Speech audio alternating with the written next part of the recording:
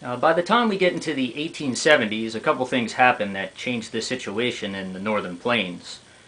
Following the Treaty of 1868 at Fort Laramie, the non-treaty Indians continued to attack and harass any whites in the area of the unceded territory and around the Great Sioux Reservation. The situation deteriorates enough that by 1873, Congress decides to reassemble the 7th Cavalry, which has been on reconstruction duty in the old states of the Confederacy. All the companies in the regiment form up at several bases along the Mississippi. They board steamships and they steam up the Mississippi and then up the Missouri to their new post, which is Fort Abraham Lincoln, a brand new fort that has just been built. And Fort Abraham Lincoln is located south of present-day Bismarck, North Dakota. But at that time it was Dakota Territory. Both North Dakota and South Dakota were one territory, so there's no division in the line yet. From Fort Abraham Lincoln, the 7th Cavalry is going to be able to patrol in an area around the Great Sioux Reservation and protect whites that are being attacked by the non-treaty or non-reservation Indians in the area. The main focus for moving the 7th Cavalry to the northern Great Plains in 1873 has to do with the railroad. The Northern Pacific Railroad had started in Duluth, and with the surveyors and laying the track behind the surveyors, they're slowly working the railroad, the new railroad line, through the Great Plains of the North, and they're doing good progress, or making good progress, until they get to the unceded territory where they start going along the Yellowstone River. And the Indians start attacking them. So basically the surveying and the railroad work comes to a halt right there. The 7th Cavalry is brought in 1873, the spring and summer, to protect the railroad workers and the surveyors so they can get their job done, so they can lay the track and basically have the track go all the way to the west coast through to Washington. The Indians obviously consider the whites trespassers, so they're going to attack anybody in the area. And also, the Indians don't want track to be laid because it's displacing the buffalo herds, and that is their primary source of food, since they are not living on the reservation. So in the summer of 1873, 10 companies of the 7th Cavalry, which is under the field command of Lieutenant Colonel George Armstrong Custer, goes along with the Northern Pacific Railroad surveyors and the railroad crews, and they chart along the Yellowstone River to get a path cut for the railroad. The Indians attack the cavalry on 2 occasions during what is called the Yellowstone Expedition of 1873. On August 4th, at the confluence of the Tongue and Yellowstone Rivers, Custer actually moves forward with a small amount of troopers, finds himself almost caught into an ambush, but he sensed a trap and pulled back.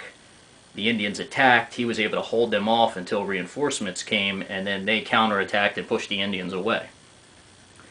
Several days later, as they're continuing west, on August 11th, 1873, at the confluence of the Bighorn River and the Yellowstone River, the Indians once again cross the Yellowstone and attack the cavalry on the other side of the river. And the cavalry once again is able to push the Indians back, keep them at bay, and the Indians retreat.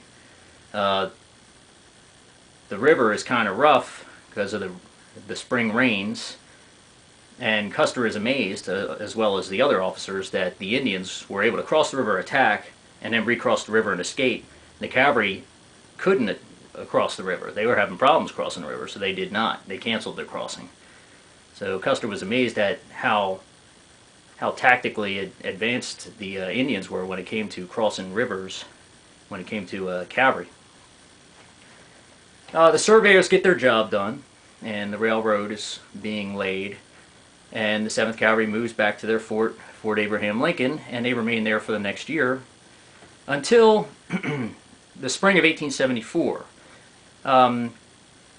Once again, the Indian attacks on the whites are continuing in the unceded territory, but another big problem that's occurring is that whites are starting to go into the Great Sioux Reservation itself, and they are not permitted in that area, so whites are trespassing in the Sioux Reservation, and that has to be stopped.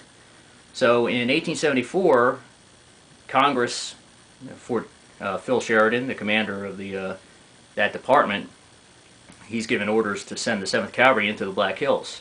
Now the Black Hills is off limits to whites, but the cavalry is allowed to go into the reservation from time to time. They are permitted by the Treaty of 1868. The main objective of the Black Hills Expedition in 1874 is for the 7th Cavalry to discover or find a place that would be suitable to create a fort within the Sioux Reservation. At that point, the 7th Cavalry or some other units could be transferred to this new fort, and they could more easily patrol the Sioux Reservation and keep the whites out.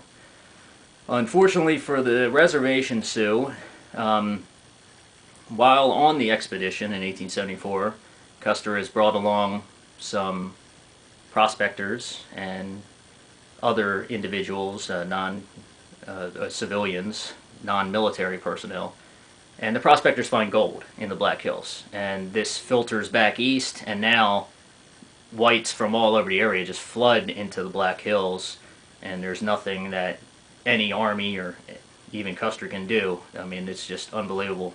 Towns form up in the Black Hills, and prospectors are everywhere looking for gold, and this really caused a major rift between the Sioux and the reservation and the government.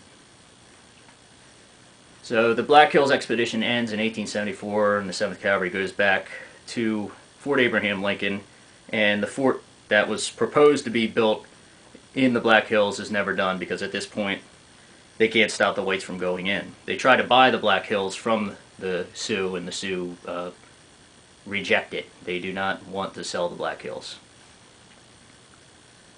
The second problem of the two problems that were a result of the 1868 Fort Laramie Treaty, the second problem had to do with something that the government had control over, and that is the reservation Sioux. Once again, I've already discussed that whites have come into the Sioux Reservation, into the Black Hills, illegally, and are prospecting for gold there. So that's a problem. Even more basic or more fundamental problem is the government's failure to uphold their own treaty.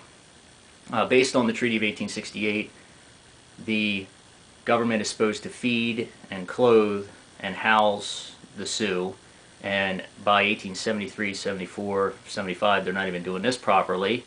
When the Indians do get food or rations, it's of poor quality or low amount. And so the Indians, who already are disenchanted for living on the reservation, they're not used to sedentary life, they're used to roaming around on the plains, they just become even more disenchanted, and many begin to leave the reservation to hunt on their own because they're going hungry, because the food is not adequate anymore. A lot of the Indians that go off the reservation have become so disenchanted that they link up with the non-treaty Indians that are in the unceded territory, and instead of just getting food and coming back to the reservation, they stay off.